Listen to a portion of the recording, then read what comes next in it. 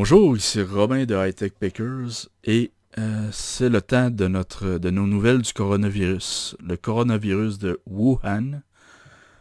Et on est vendredi le 14 février 2020, le jour de la Saint-Valentin.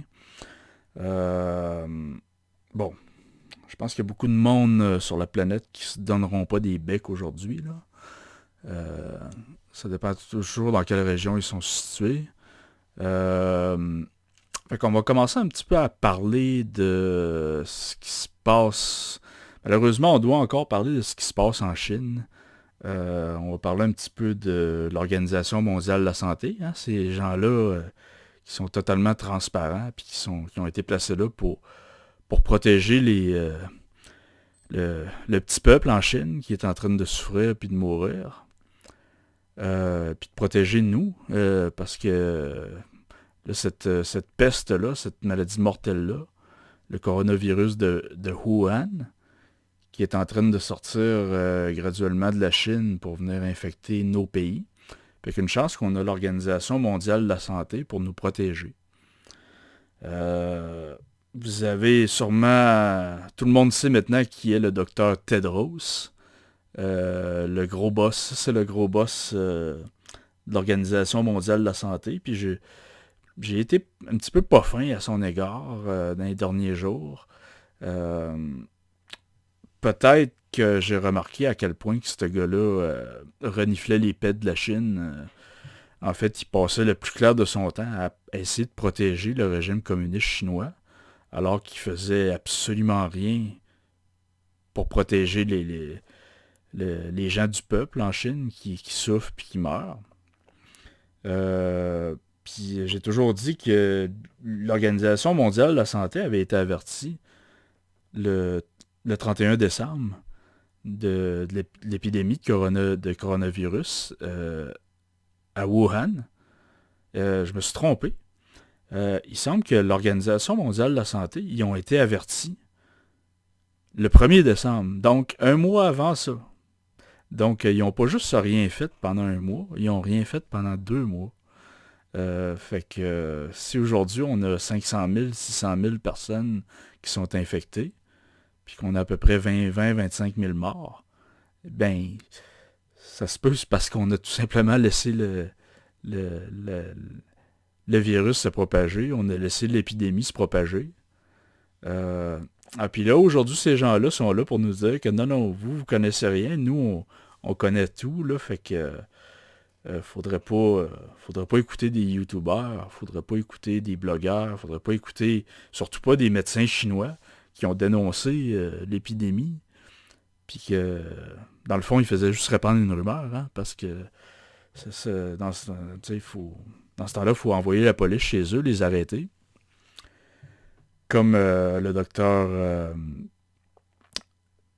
le docteur qui est mort, ça fait pas longtemps, qui avait dénoncé l'épidémie le 1er janvier, alors que on en a pas entendu parler avant le 15, avant le 20 janvier.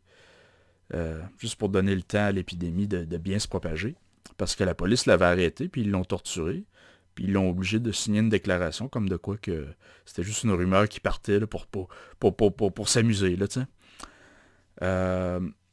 Fait que, mais pour parler du docteur Tedros, justement, pour revenir à notre ami Tedros, les gens se demandent pourquoi que ce gars-là, il a le nez aussi enfoncé que ça dans le cul du Parti communiste chinois.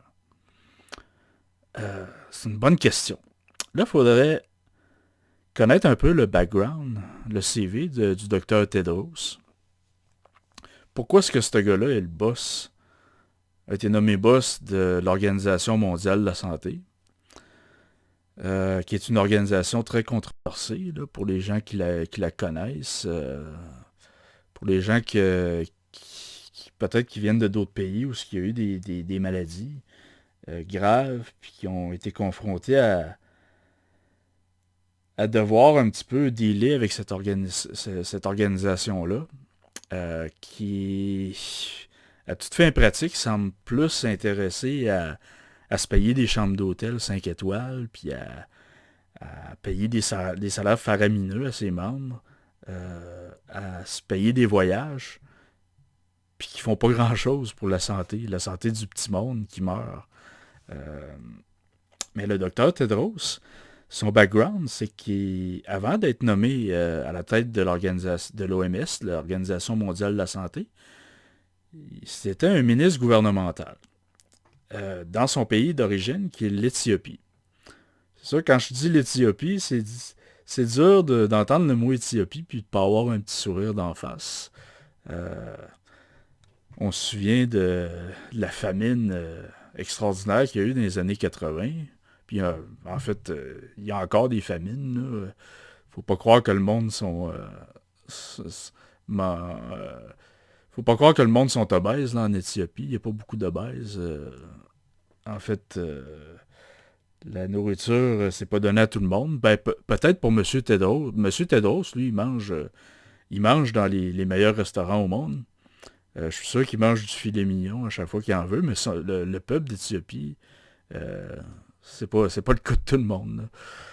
Fait que, pour revenir encore à M. Tedros, lui est originaire d'Éthiopie et puis il a fait son petit bonhomme de chemin dans le gouvernement. Il était ministre de la Santé au début des années 2000. Puis, bon, son parti, le parti politique de M. Tedros, c'était un parti qui s'appelait le Front révolutionnaire des Tigrés, qui est un parti que si vous regardez un petit peu sur l'Internet, vous allez remarquer que c'est un parti qui est listé comme étant une organisation terroriste. Puis si on regarde un petit peu plus loin, là, au pire, moi je vous conseille de faire une recherche Google. J'ai pas vraiment le temps de vous montrer tous les documents aujourd'hui. Parce que j'ai d'autres choses à faire, puis je vais quand même garder ça assez court, là, mon intervention.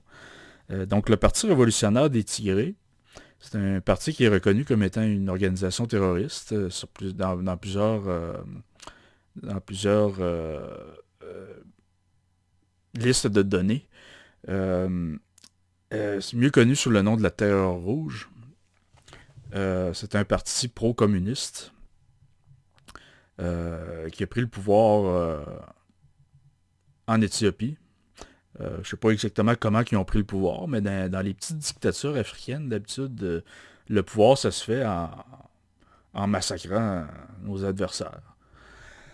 Donc, fait que Tedros, lui, il a fait son petit bonhomme de chemin dans cette organisation-là, qui est listée comme une organisation terroriste. Il a été ministère de la Santé, puis il y a beaucoup d'Éthiopiens qui ont connu le régime de Tedros et de son gouvernement, qui ont peut-être pas des bonnes choses à dire, comme de quoi que le docteur Tedros il a volontairement camouflé des épidémies de choléra dans son pays pour ne pas avoir à intervenir, puis plutôt de laisser le monde mourir, alors que dans tous les pays alentours de l'Éthiopie, il y avait des épidémies de choléra. Lui, il a décidé que l'épidémie dans son pays, c'était une épidémie de diarrhée, donc ça n'implique pas que le gouvernement ait à gaspiller de l'argent pour prendre des mesures spéciales pour le peuple. Donc, il y aurait eu des centaines de personnes qui sont mortes à cause des décisions de Tedros en tant que ministère de la Santé. Puis, ça, c'est peut-être dans le pire des cas, mais dans le meilleur des cas, je vous dirais que il y a des gens qui disent, écoutez, ce gars-là, il se prend vraiment pour un autre parce qu'il a été ministère de la Santé dans un pays qui est un trou à marde, puis qui a resté un trou à marde tout le temps qu'il a été là. La santé s'est jamais améliorée. Fait que qu'est-ce qu'il a fait? Il a absolument rien fait pendant qu'il était là, à part que de remplir son compte de banque. Donc pourquoi est-ce qu'on l'a pris pour être la chef de l'Organisation mondiale de la santé alors qu'il n'y a absolument rien à... Même dans le meilleur des cas, il n'y a absolument rien de positif à dire sur son bilan en tant que ministre de la Santé en Éthiopie. Bon, il y a une théorie qui dit, vous savez, aujourd'hui, les grosses organisations internationales, euh, ils essayent d'avoir des politiques d'équité, comme des politiques d'équité raciale. Puis là, il semble que l'Organisation mondiale de la santé, c'est un de ces organismes-là qui dit, ben, il faut pas que notre organisme soit trop blanc, donc il faut qu'on se trouve faut qu'on colore ça un peu. Faut qu'on mette des noirs. Donc, ce qui me semble, c'est que des fois, ils prennent des gens sans vraiment regarder leur background, juste à cause de la couleur de leur peau, pour pouvoir colorer un petit peu l'organisation. Fait que il semble que M. Tedros, il a peut-être profité de cette carte-là, la carte de la race. Bon. Fait que, mais pour revenir à dire, quand je dis que M. Tedros, lui, il a rempli son compte de banque pendant son intervention en tant que ministre, c'est que M. Tedros, il n'a pas seulement été ministre de la Santé. Ensuite, il a été placé comme ministre des Affaires extérieures. Soit entre 2012 et 2016, si je ne me trompe pas. Et il y a énormément de preuves comme de quoi qu'il y a eu une très grosse collaboration avec la Chine, ce qui n'est pas étonnant puisque son parti est un parti pro-communiste. Ils ont reçu énormément de millions de la Chine alors qu'il était ministre des Affaires extérieures, soit pour construire un stade, construire des autoroutes. On parle probablement de milliards. Bon. Puis comme on sait, dans les petites dictatures africaines, souvent l'argent rentre, puis on ne sait pas trop comment il sort. Puis bon, pendant que le peuple crève de faim, on voit souvent les ministres puis les membres du gouvernement se promener en Ferrari. Puis c'est pas juste le problème d'Éthiopie, là, mais bon. Fait que, mais là, c'est sûr que là, on est en train de déterrer des squelettes. Ça va être probablement impossible d'amener on pourrait en parler là, pendant des semaines, fait que je vais m'arrêter là, mais je pense que des gens qui sont un petit peu consciencieux devraient faire une petite recherche sur le background du docteur Tedros. Surtout avant d'y mettre la santé de la planète dans les mains. Là. Bon.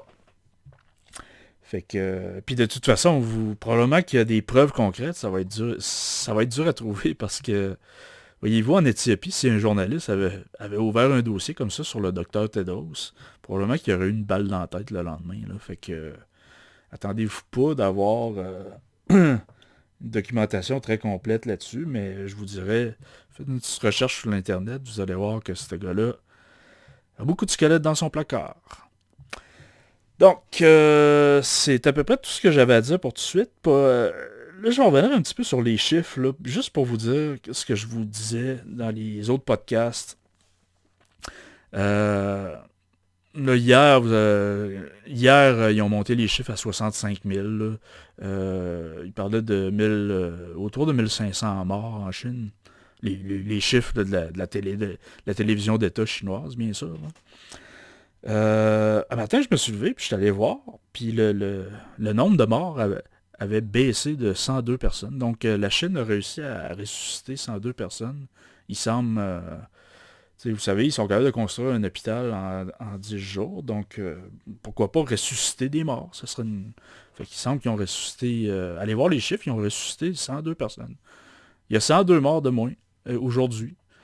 Puis ça, c'est juste pour vous montrer à quel point que le contrôle de l'information,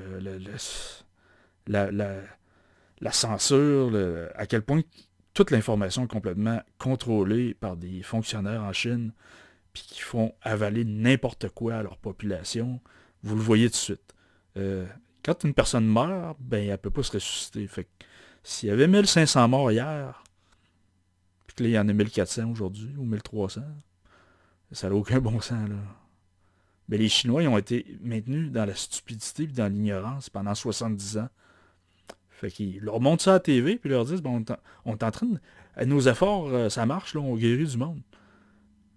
Ben, peut-être qu'ils guérissent du monde, là, mais tu peux pas ressusciter des morts. Ceux qui étaient morts, peu importe ce que tu fais, tu peux pas les ressusciter. Mais pourtant, ce sont les chiffres qui apparaissent maintenant dans la TV chinoise. Maintenant, aujourd'hui, il y a 102 morts de moins qu'hier. Fait que ça vous donne une idée que ces gens-là ne sont pas crédibles, pas pour une scène. Vous ne devriez pas croire ces chiffres-là.